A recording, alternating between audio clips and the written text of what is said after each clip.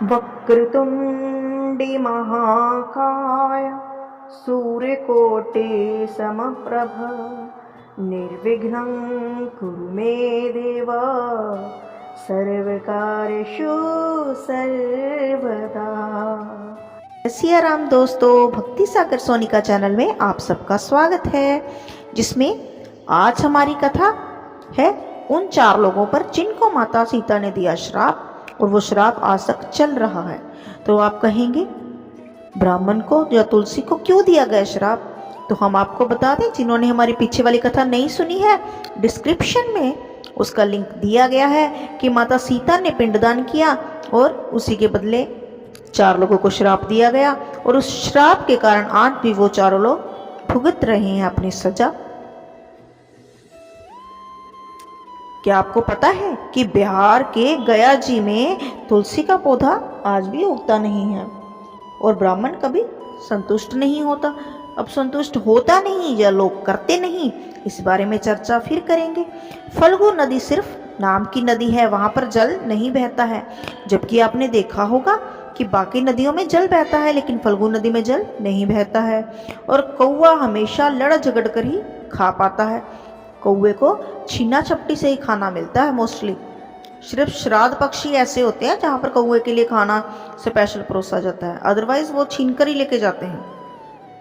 मुझे याद है एक बार मैं बचपन में बैठी पतीसा खा रही थी। आप लोग शायद सोन पापड़ी बोलते होंगे। तो आजकल तो कौवे बहुत कम दिखते हैं, ये कच्छ से कम 30-35 साल पुरानी बात होगी। तो कौवा आया और आकर मेरे पतीसे वाली उस प्लेट पे चोंच मारने लगा और मैं एकदम उससे भाग गई डर कर। तो पहले ऐसे आंगन में कौवे आ जाया करते थे, आजकल शहरों में दिखाई भी नहीं पड़ते हैं, बल्कि पितृपक्ष में भी दिखाई नहीं पड़ते हैं। तो अब जानते हैं इसको विस्तार में।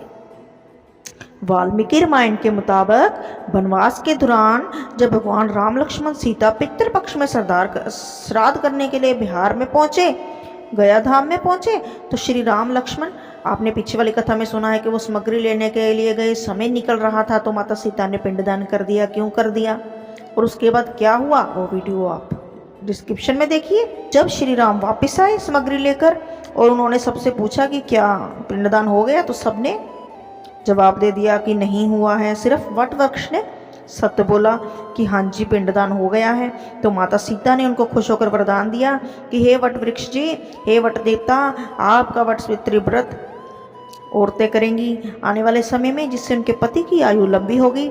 और बाकी 4 लोगों को दे दिया माता सीता ने श्राप। फल्गु नदी को श्राप दिया कि वह सिर्फ नाम की नदी रहेगी, पानी नहीं रहेगा। इसी कारण फल्गु नदी आज भी गया में सूखी हुई है। गाय को श्राप दिया कि गाय पूजनीय होकर भी सिर्फ उसके पिछले हिस्से की पूजा की जाएगी।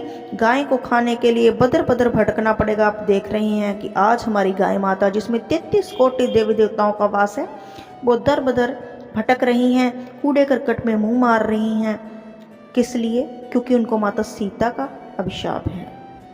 इस वजह से उनकी सिर्फ पीठ की पूजा होती है, उनकी पूंछ की पूजा होती है। गोमूत्र, गाय का गोबर कितना पूजनीय होता है, गाय का दूध कितना पूजनीय होता है। तो पीछे के हिस्से की पूजा होती है गाय माता की। कहते हैं पीछे का हिस्सा दिख भी जाए ना बाहर निकलते टाइम तो बड़ा शुभ होता है। आज भी हिंदू धर्म में गाय के पीछे के हिस्से की ही पूजा की जाती है। माता सीता ने ब्राह्मण को कभी भी संतुष्ट ना होने का और कितना भी मिले उसको दरिद्रता हमेशा बनी रहेगी, इस बात का श्राप दिया। इसी कारण ब्राह्मण कभी दान दक्षिणा के बाद भी संतुष्ट नहीं होते हैं। अब यहाँ एक बात और बता दूं, कई लोग संतुष्ट करते भी नहीं हैं। सोचिए आज हमारे बच्चे 50 रुपये की चॉकलेट, 100 रुपये की चॉकलेट दिन भर में खा जाते हैं। 50 रुपये से कम तो बर्गर नहीं आता।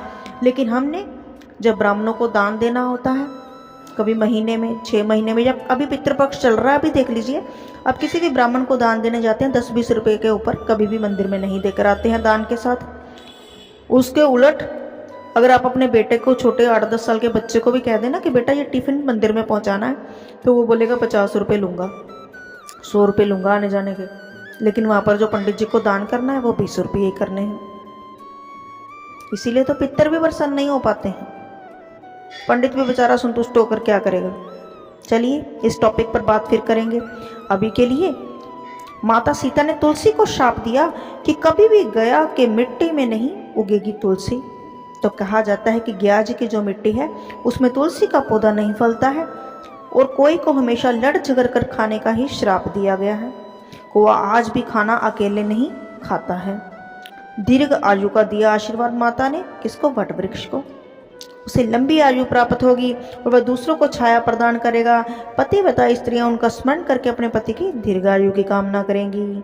तो ये वरदान दिया वट वृक्ष को। तो ये थी हमारी श्राप से संबंधित कथा, जिसमें पिंडदान की गवाही ना भरने पर ब्राह्मण को दरिद्री होने का और कोए को छपट कर खाने का और फल्गु नदी को सूख जाने का, अर्थात वहाँ पर आज भी जब हम थोड़ा सा खोदते हैं ना फिर पानी निकलता है, अदरवाइज वहाँ ज़मीन सूखी पड़ी है। फल्गु नदी जो गया जी गए हैं उनको पता है। और तुलसी माता को वहाँ पर ना उगने का श्राप दे दिया। इसीलिए जब कोई विश्वास के साथ हमें गवाही भरने के लिए न्योता दे, या तो आप पहले ही जवाब दे दो कि ना जी हमसे नहीं होगा ये काम, या फिर मुकरे नहीं, वरना उसका कभी ना कभी हमें पाप ज़रूर भुगतना पड़ता है। यदि आपको ये कथा अच्छी लगे तो लाइक सब्सक्राइब शेयर जरूर करें।